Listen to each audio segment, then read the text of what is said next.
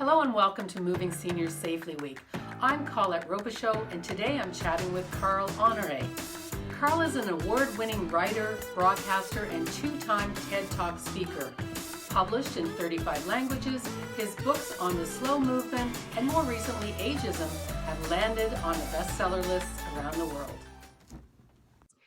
So welcome, slow movement advocate, author and ageism disruptor, Carl Honoré.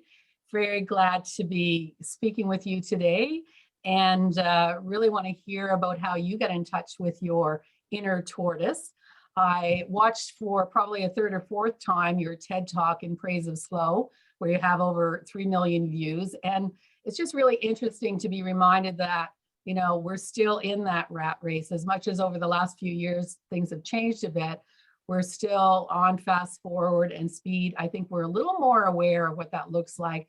But I'd like to talk to you today and ask you a little bit about that, you know, how we're still looking at being busyaholics, or that, you know, that taboo of slow. And I'm asking you in particular in regards to, you know, how seniors are looked upon as well. And that's where, you know, your most recent book, Bolder, talks about ageism and how we think of maybe slowing down as something that is not so great. And not everyone does slow down. So just open it up there and let you lead with some of your thoughts about those topics.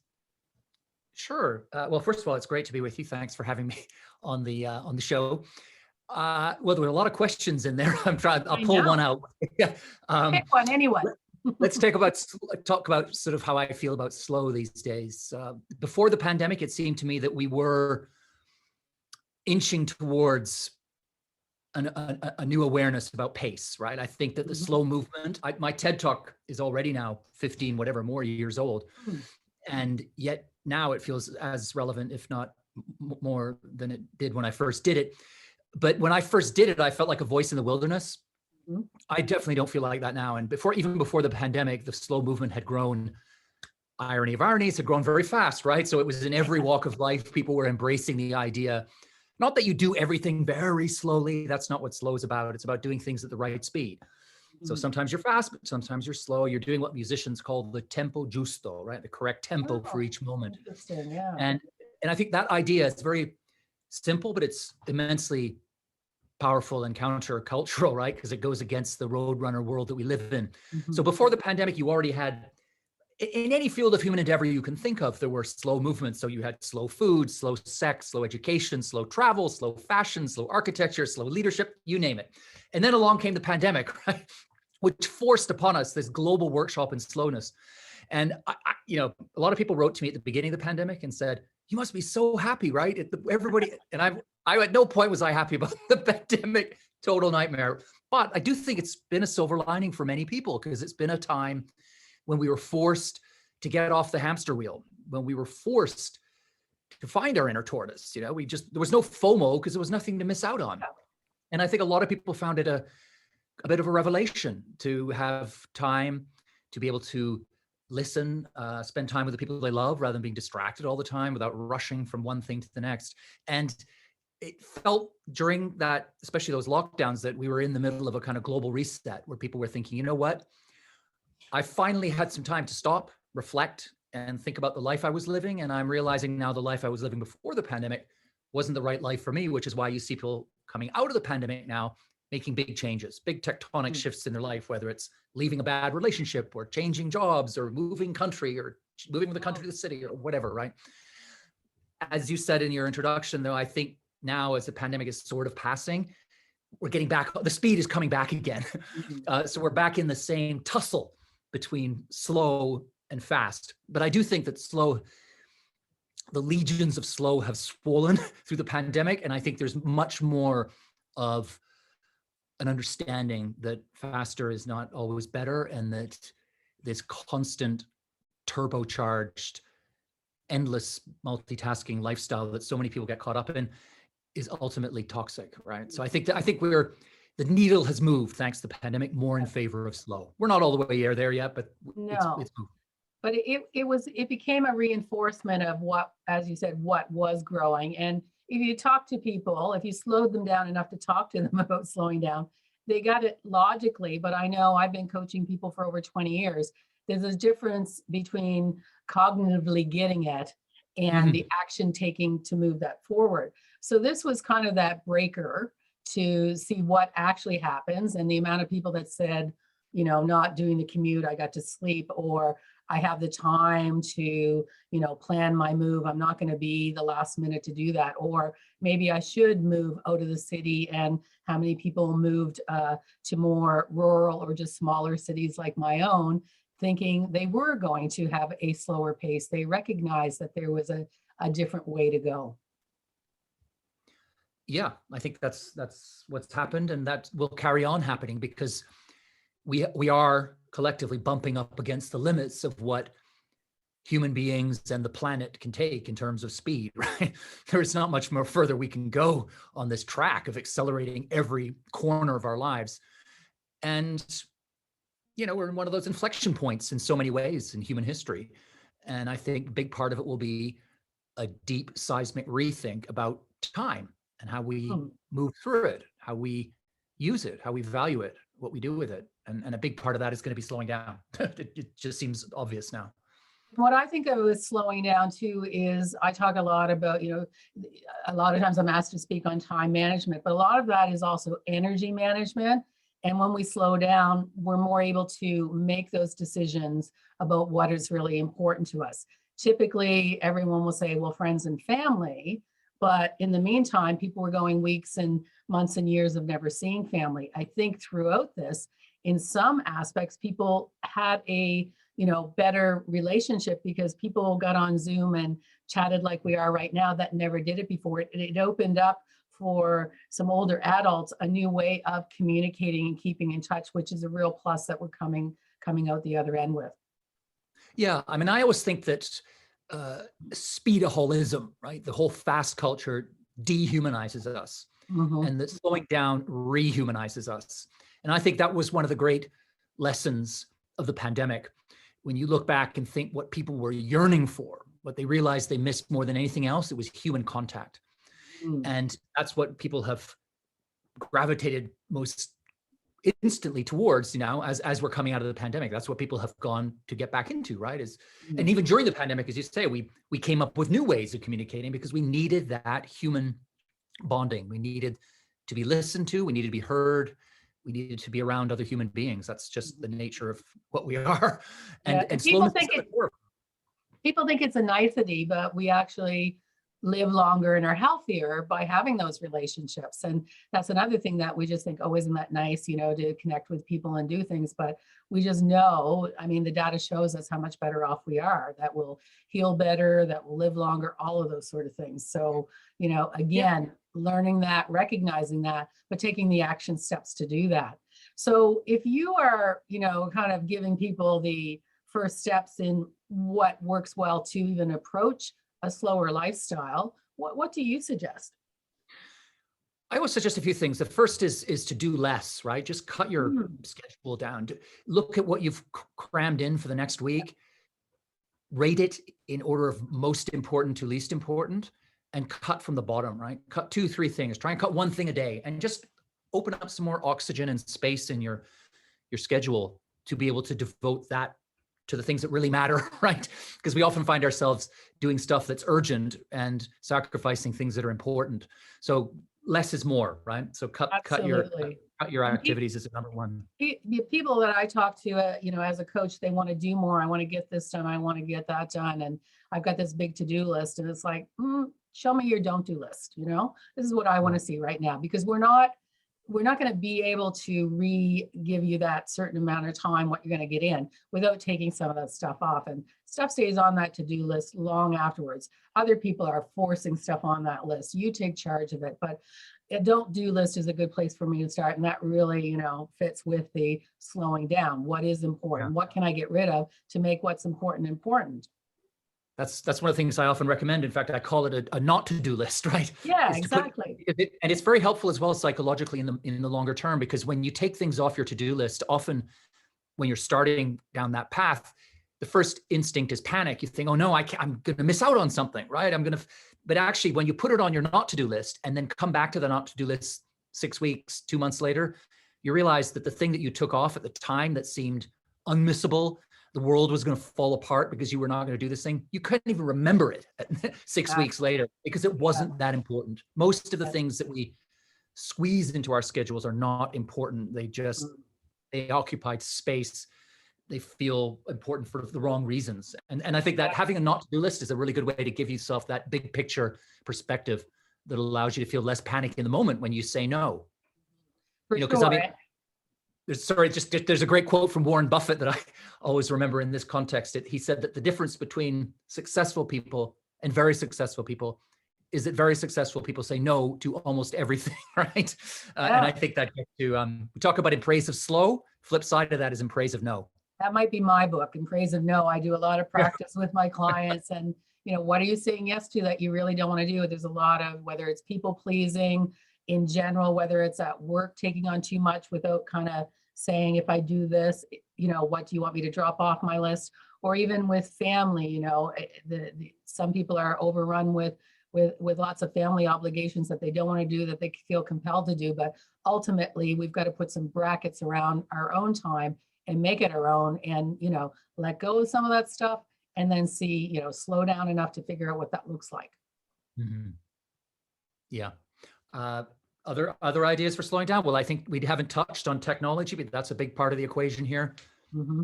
I'm not a Luddite. I have all the gadgets. They're great, but they all have a red button that means off, right? Mm-hmm. And you need to use the off button, right? So ring fence times in every day when you are off the grid, when you don't have a screen plugged into you, right? So you can get away from the speed of software and slow down to the speed of human beings again. So whether that's saying, I don't know, 2 hours in the evening or whatever it is, everybody's going to be different, but make sure you've got some time unplugged every day. That's absolutely crucial.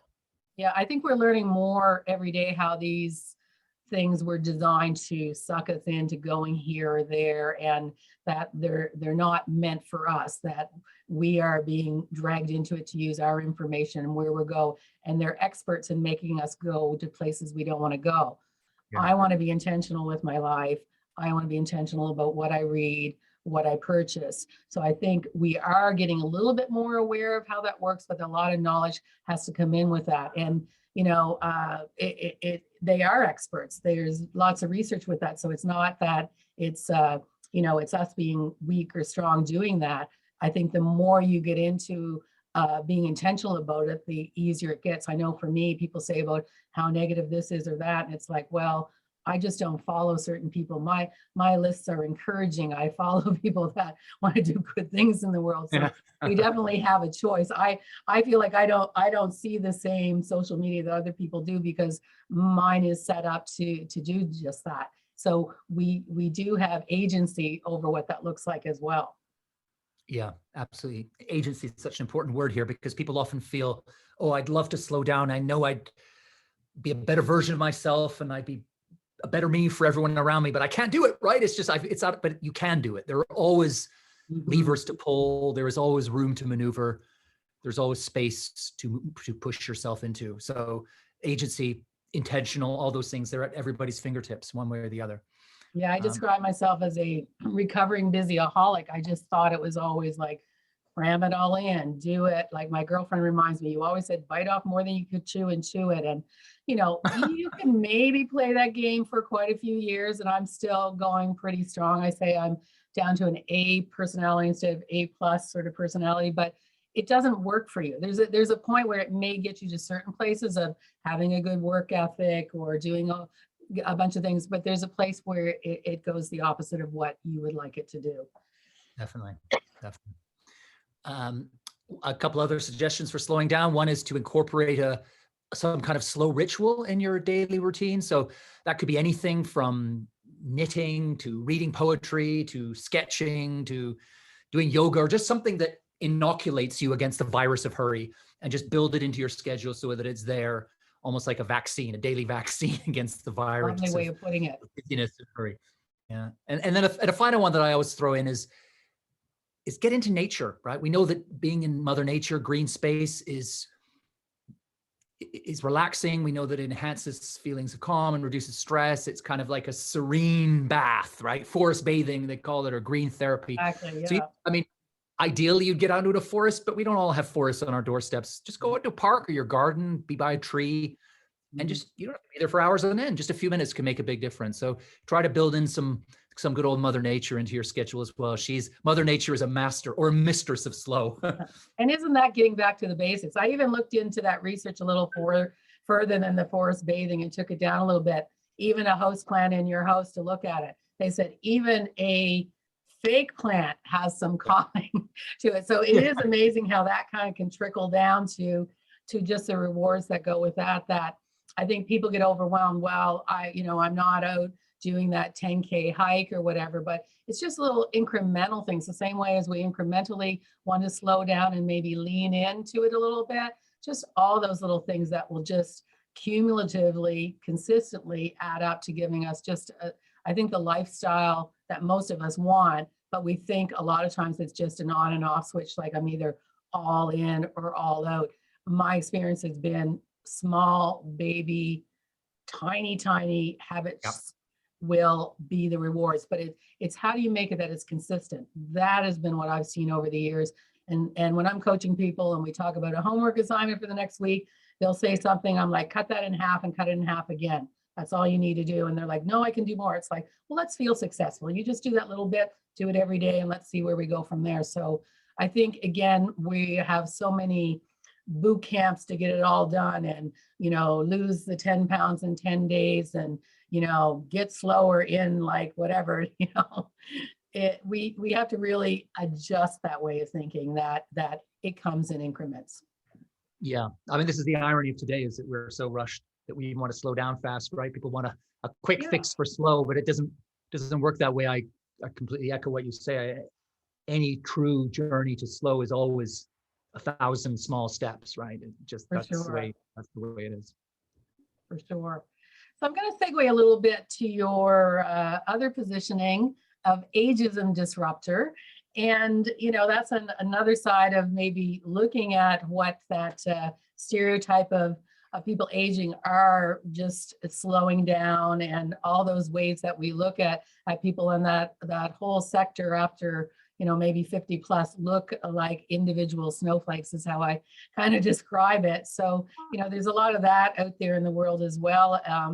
For me, one of the things in talking to seniors and the adult children working with seniors, this assumption that immediately when parents get in a certain age, they maybe think that they have to downsize, they have to move, but there are loads of people that can actively stay in their home and get resources and live quite well, aging in place and have their social circles. A lot of times I find adult children will think that let's rip them out of their home and take them somewhere where they don't have those connections, or, there's nothing wrong with doing some of those tasks around their home that they can do and have other people help them. But yeah, the whole ageism thing, it's still there. You would think when we see what's happening today and where everyone is, but we're still faced with it. It's similar to the slow movement. Like, what is going on that people are still believing that you hit a certain age and all of a sudden life is just always going to go in the wrong direction.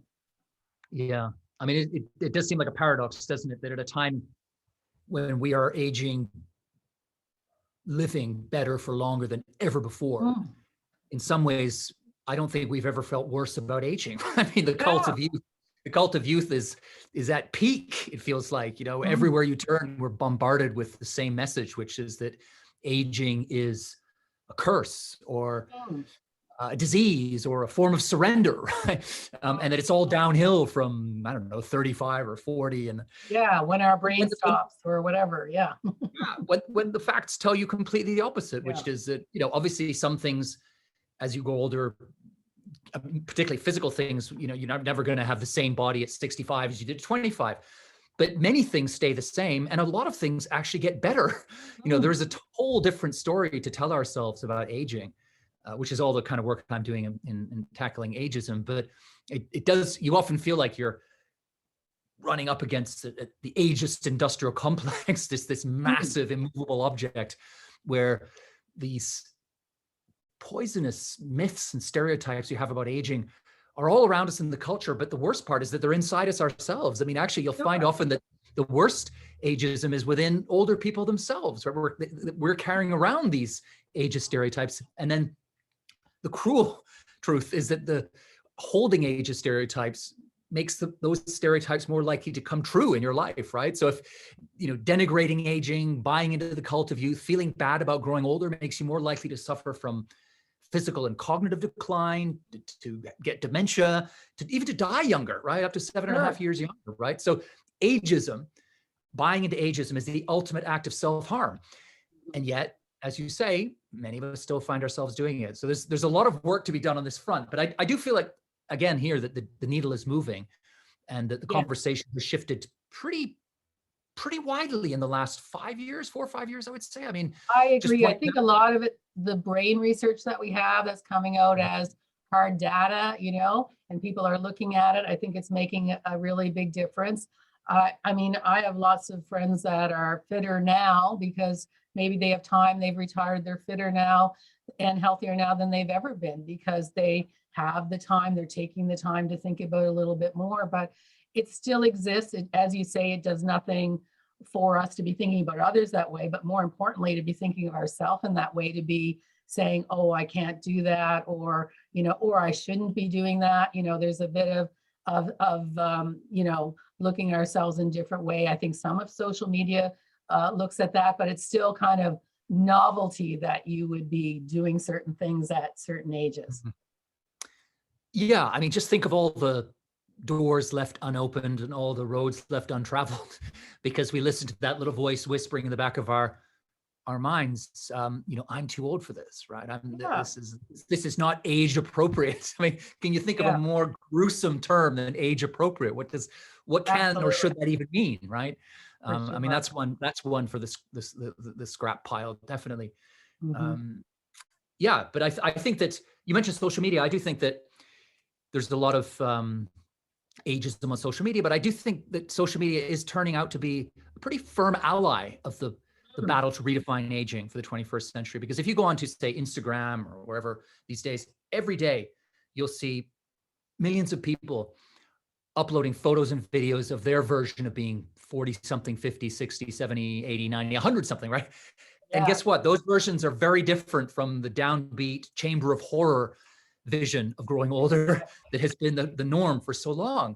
And there's something very stirring about that, because role models matter, right? The more people we see toppling ageist stereotypes and thumbing their nose at them on social media, the easier it becomes for the rest of us to do the same. So just picking up what you were saying earlier about in your social media usage, you curate the people you follow, right? So you choose people who light you up, who put wind beneath your wings, right?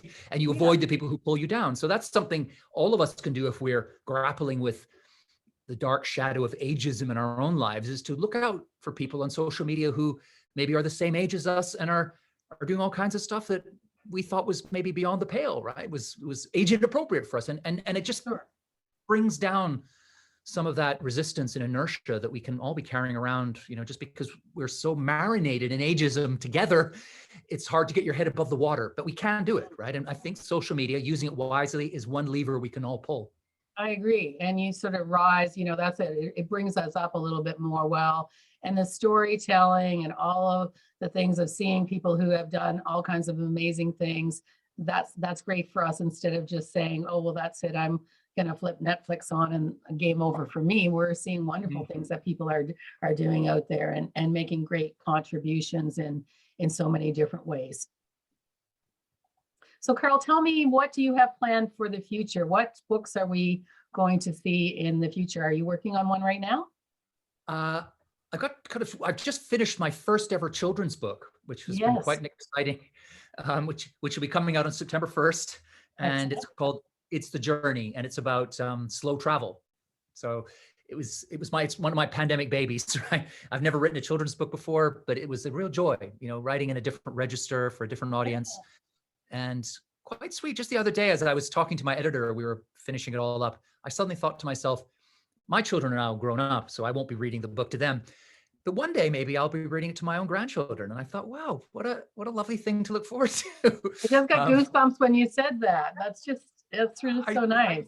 Yeah, I had goosebumps everywhere when I thought it. Just came out of nowhere. So yeah, so that's sort of there. And then I've got a book idea that I'm sort of kicking around about rituals and how important they are. I'm not sure where that's going to go, if anywhere, but that's sort of the other thing on my. Very interested about that, where I work a lot trying to get people to take action, to take steps and sort of create habits and rituals and things. I find that plays right into the consistency, the people that I'm seeing of being successful when they want to have a change. You know, the big change of where you want to go, but it all comes from little steps, and that can be routines, rituals, habit building. And that's been something that I've just been thinking about a lot as well. So I look forward to hearing more about that.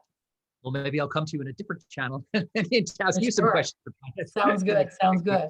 Well, I just want to thank you for joining me today. It was a real pleasure. And hopefully we'll be having a conversation again in the future. I hope so too. Thank you very much. It's been great chatting with you.